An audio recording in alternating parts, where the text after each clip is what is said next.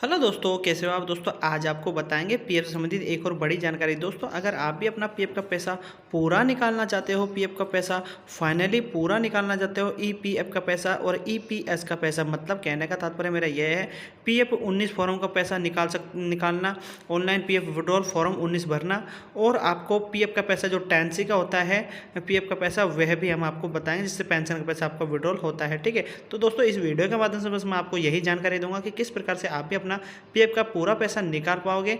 इस वीडियो के माध्यम से मैं आपको बस यही समझाऊंगा।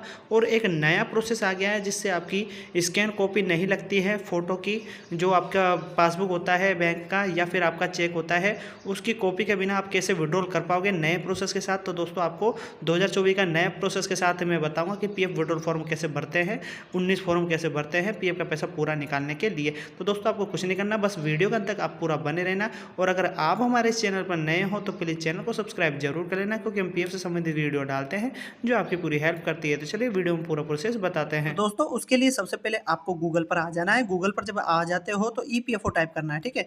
उसके बाद में आपको इस प्रकार से स्क्रॉल करना है जैसे मैं कर रहा हूं।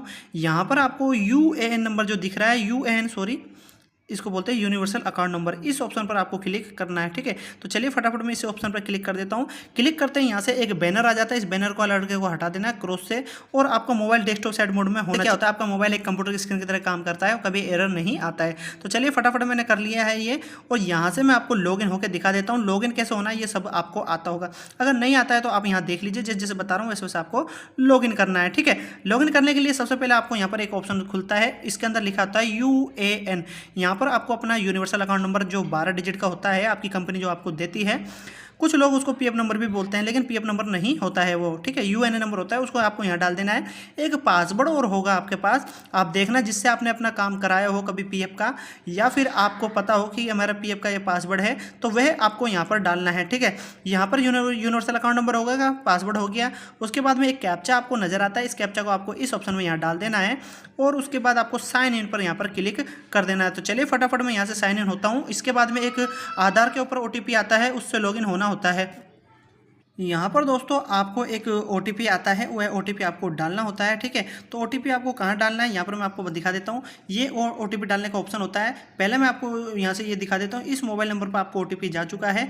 अब यहाँ से मैं थोड़ा इसको ऊपर की तरफ लाता हूँ फिंगर रख के।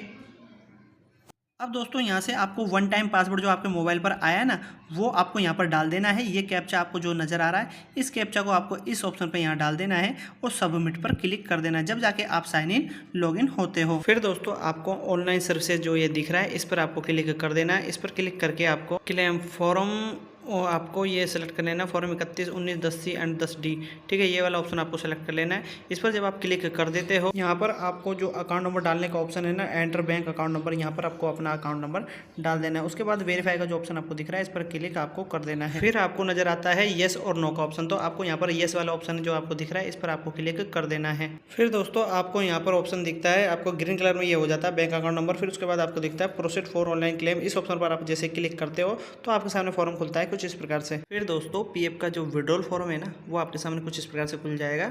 यहाँ पे मैं आपको दिखा रहा हूँ, और यहाँ पर आप देख सकते हो ये लिखा हुआ है EPF collect online claim receipt, ठीक है। ये भर रहे हैं हम फॉर्म, ठीक है।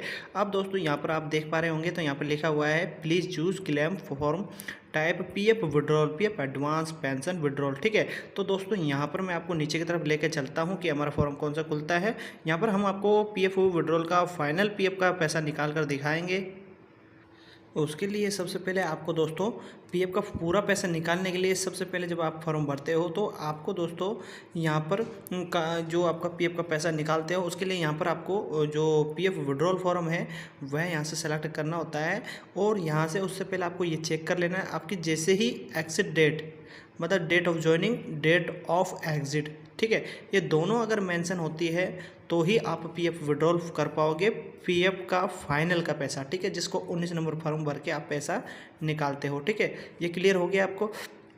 और जब आप फॉर्म भरने के लिए जाते हो तो ये फॉर्म आपके सामने कुछ इस प्रकार खुल जाएगा और यहाँ पर I want to apply form जो लिखा होता है ना, यहाँ पर आपको क्लिक करके आपको फॉर्म सेलेक्ट कर लेना है। कुछ इस प्रकार से मैंने ऑलरेडी कर रखा है और मैं आपको यहाँ दिखा रहा हूँ। आपको दिखेगा form online PF withdrawal form 19, ठीक है, 19 नंबर का फॉर्म होगा, ऑनलाइन PF विड्रॉल 19, कुछ इस प्रकार से लिखा आएगा।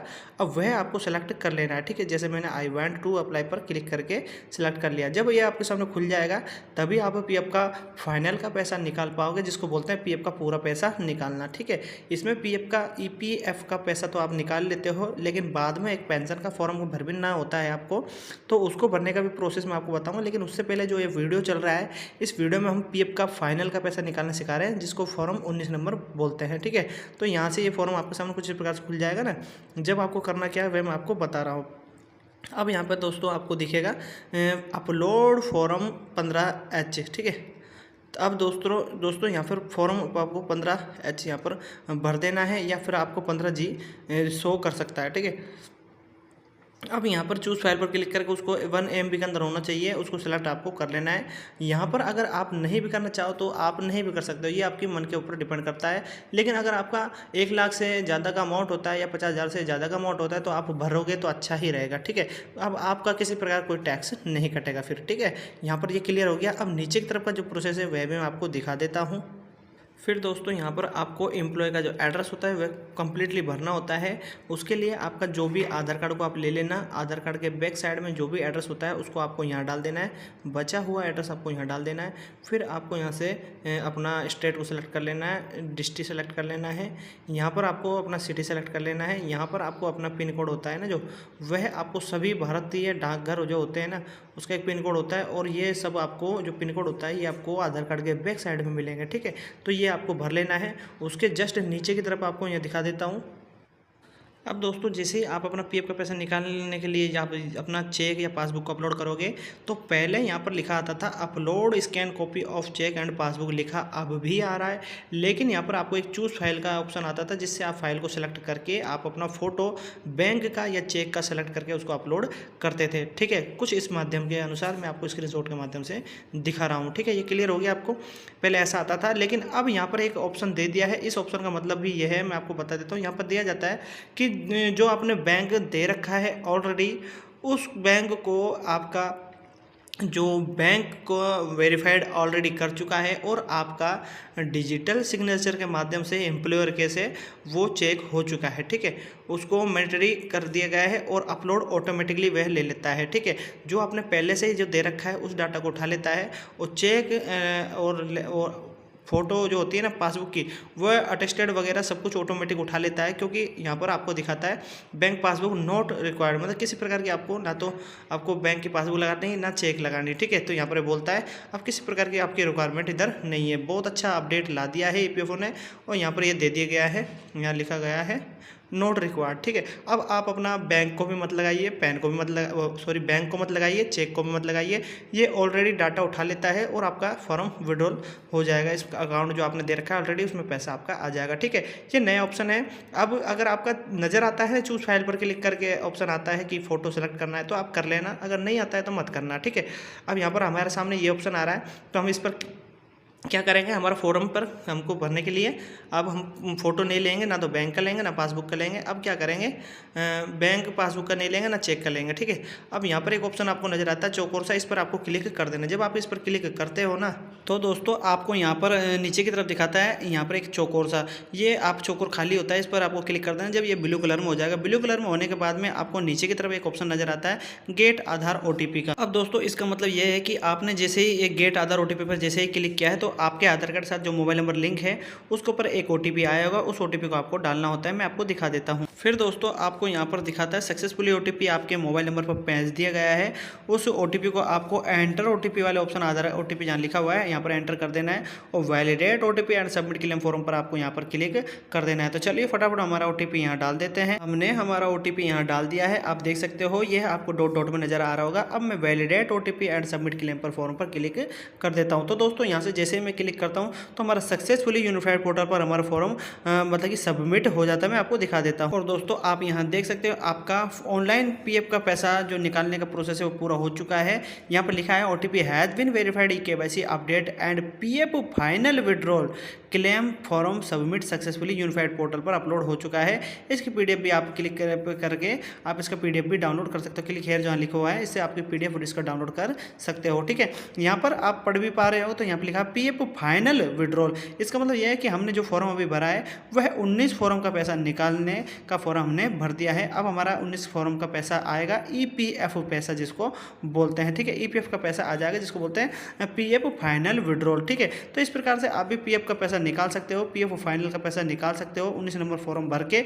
इसके बाद आपको 10C फॉर्म भरना होता है तो उसका वीडियो भी आपको मेरे चैनल पर मिल जाएगा। और अगर आप इसकी डिमांड करते हो तो अलग से इसका वीडियो बना दिया जाएगा आपके लिए स्पेशल। तो दोस्तों आपसे बस ये आपको प्रोसेस है जो मैंने समझा दिया है। नए प्रोसेस के साथ 2024 में आप किस प्रकार से आप पूरा PF का पैसा विड्रॉल कर पाओगे ये मैंने प्रोसेस आपको बताया। अब दोस्तों जो PF का पैसा आने का जो प्रोसेस है आपके अकाउंट तक जो ये PF का पैसा पहुंचेंगे वह कम से कम आपका 16 से 17-18 दिन के अंदर यह PF का पैसा आपका PF फाइनल का विड्रॉल का पैसा आपके अकाउंट में आ जाता है। और ज़्यादातर यह आपके ऑफिस के ऊपर डिपेंड करता है कि वह कितने दिन में इसको पास करता है। ठीक है, सेटल्ड करता है।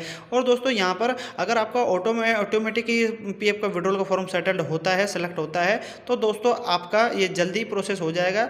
और इसमें आपके PF ऑफिस के ऊपर ये डिपेंड करता है कि वह कितने दिन में इसको करके देता है। तो दोस्तों जैसे ही जल्दी होता है तो आपके अकाउंट में इसका पैसा जल्दी ही आ जाता है। तो दोस्तों PF का पैसा निकालना आप सीख गए होंगे, PF का फाइनल का पैसा 19 नंबर फॉर्म भरकर। तो दोस्तों आशा करता हूँ ये वीडियो आपको समझ में भी आया होगा और पसंद भी आया होगा। तो दोस्तों कैसा लगा मेरी वीडियो? अगर मेरी वीडियो आपको पसंद आए तो लाइक करें, आगे शेयर करें और PF से संबंधित हर जानकारी पाने के लिए मेरे चैनल सब्सक्राइब करना ना भूलें। धन्यवाद।